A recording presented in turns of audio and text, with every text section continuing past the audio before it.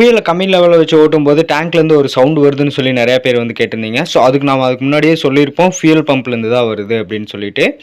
So அதுக்கான reason என்ன அப்படின்னு சொல்லிட்டு மறுபடியும் அதில் கொஸ்டின் கேட்டிருந்தீங்க. ஸோ அதுக்கான காரணம் என்ன அப்படின்னா, இப்போ நீங்கள் லோ ஃபியூலை வச்சு வண்டி ரன் பண்ணும்போது ஸோ இந்த லெவலுக்கு கீழே போயிடும். ஸோ இந்த லெவல் கீழே போகும்போது நம்மளுக்கு இங்கே வந்து மேலே வந்து அதிகமாக இருக்கும், ஸ்பேஸ் வந்து அதிகமாக இருக்கும். கீழே போக போக இப்படி ஷேப் வந்து இப்படி வி ஷேப்பில் உள்ளே போயிடும். ஸோ கீழே வந்து இந்த ஹைட்டில் கொள்ளளவு வந்து கம்மியாக இருக்கும். ஸோ அப்படி இருக்கும்போது நம்மளுக்கு மேலே இருக்கிற ஸ்பேஸ் வந்து ரொம்ப அதிகம்.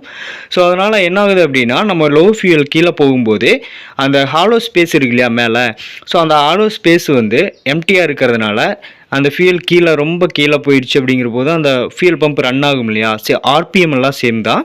ஸோ ஒரே ஆர்பிஎம்மில் தான் ரன் ஆகும்.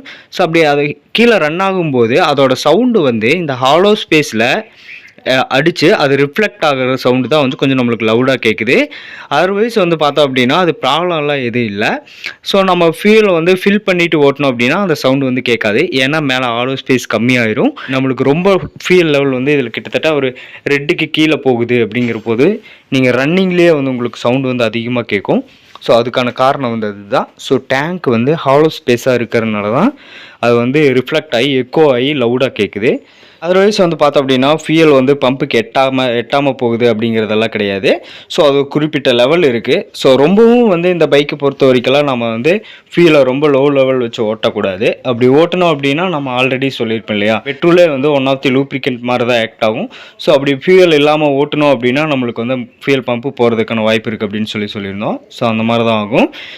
ஸோ சவுண்டு வர்றதுக்கான ரீசன் வந்து அதுதான், ஃபியூல் டேங்க் வந்து மேலே ஹாலோவாக இருக்கிறது தான் ரீசனு.